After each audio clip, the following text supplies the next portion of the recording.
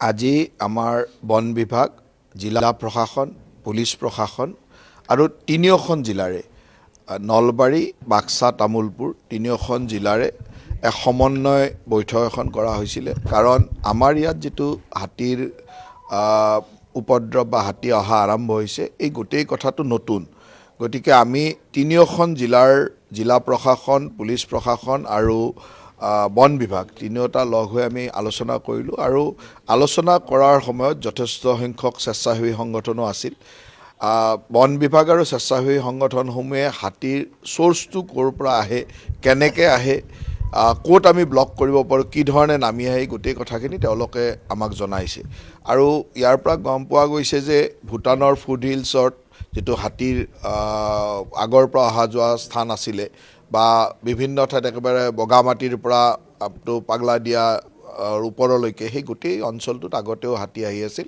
এতিয়া নতুনকৈ পাগলাদিয়া নদীৰ দুই পাৰে তললৈকে নামি নলবাৰীলৈকে অহা আৰম্ভ কৰিছে।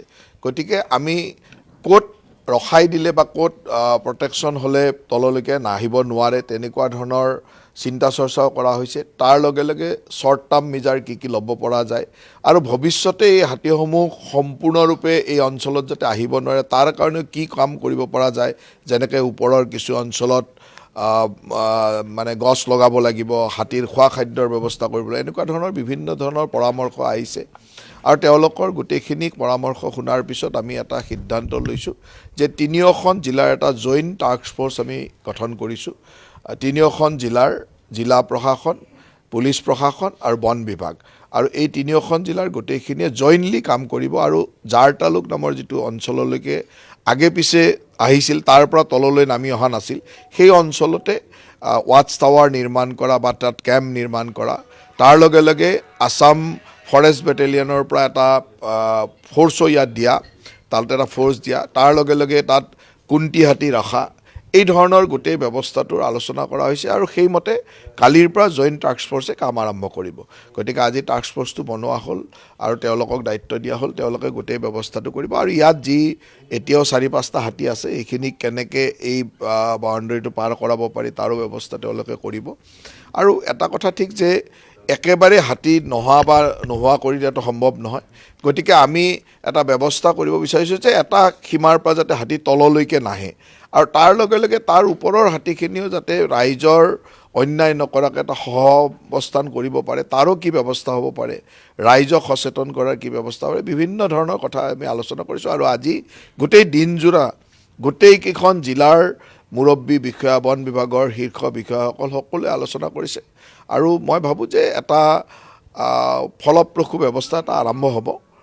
ৰাইজে অকণমান ধৈৰ্যও ধৰিব লাগিব, ৰাইজৰো সহযোগ লাগিব, তাৰ লগে লগে ৰাইজৰ সচেতনতাৰ কামবিলাক আমি কৰিব লাগিব। গতিকে সেই ধৰণে পৰিকল্পনা কৰা হৈছে। মই ভাবোঁ যে আমি আগতে কেইবাবাৰো হাতী খেদিবৰ কাৰণে চেষ্টা কৰিলোঁ, বিভিন্ন কাম কৰিলোঁ, কিন্তু এইবাৰ আমি এটা মানে পূৰা বিজ্ঞানসন্মতভাৱে গোটেই বিভাগসমূহে লগ হৈ, কাৰণ কেতিয়াবা আমি খেদি দিছোঁ বাক্সালৈ গৈছে, বাক্সাই খেদি দিছে আমাৰ তাত সোমাইছে, এনেকুৱা ধৰণৰ ব্যৱস্থা এটা হৈ আছে।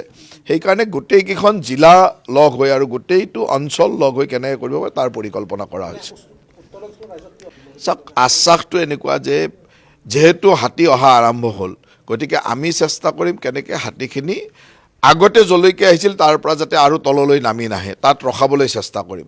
তাৰ পিছতো যদি হাতী কেতিয়াবা ব্ৰেক কৰি আহিও যায় তেতিয়াহ'লে হাতীৰ লগত সহাৱস্থান কৰাবৰ কাৰণে, হাতীৰ লগত মানে সুন্দৰভাৱে কেনেকৈ ৰাইজৰ ক্ষতি নকৰাকৈ তাক আৰু ঠেলি পঠাব পাৰি বা আগলৈ পঠাই দিব পাৰি, সেই ধৰণৰ যিখিনি ব্যৱস্থা সেই ব্যৱস্থাবিলাক কৰিব লাগিব। এইটো একেদিনাই একে আষাৰে ক'ব নোৱাৰি যে কালিৰ পৰা হাতী নাহে আৰু বন্ধ হৈ গ'ল, এইটো নহয়।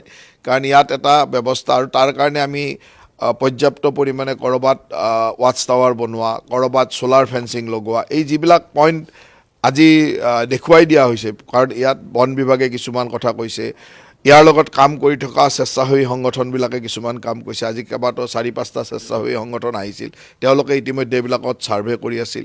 ইতিমধ্যে আপোনালোকে জানে যে হাতীৰ মুভমেণ্টটো চাবৰ কাৰণে যোৱা 2 দিন আগত আমি এটা হাতীত ৰেডিঅ' কলাৰ লগাইছোঁ গতিকে ৰেডিঅ' কলাৰ আৰু এটা হাতীত লগোৱা হ'ব দুটা হাতীত ৰেডিঅ' কলাৰৰ কাৰণে পাৰ্মিশ্যন দিয়া হৈছে গতিকে ৰেডিঅ' কলাৰ লগোৱাৰ পিছত হাতীৰ মুভমেণ্টটো চাই থকা হ'ব ক'ৰ পৰা ক'ত গৈছে কোনটো ফালে আহিছে এই গোটেই ব্যৱস্থাটো এটা দীঘলীয়া বস্তু আৰু তাৰ কাৰণে আমি চৰকাৰখনে খুব গুৰুত্ব সহকাৰে লৈ বা মই এই অঞ্চলৰ বিধায়ক বা মন্ত্ৰী হিচাপে মোৰ যিখিনি দায়িত্ব সেইখিনি পালন কৰাৰ চেষ্টা কৰিছোঁ আৰু গোটেইকেইটা বিভাগকে একেলগে কৰি জইণ্ট টাস্ক ফ'ৰ্চটো কৰিছোঁ যাতে আমি ভৱিষ্যতলৈ কামখিনি সুন্দৰভাৱে কৰিব পাৰোঁ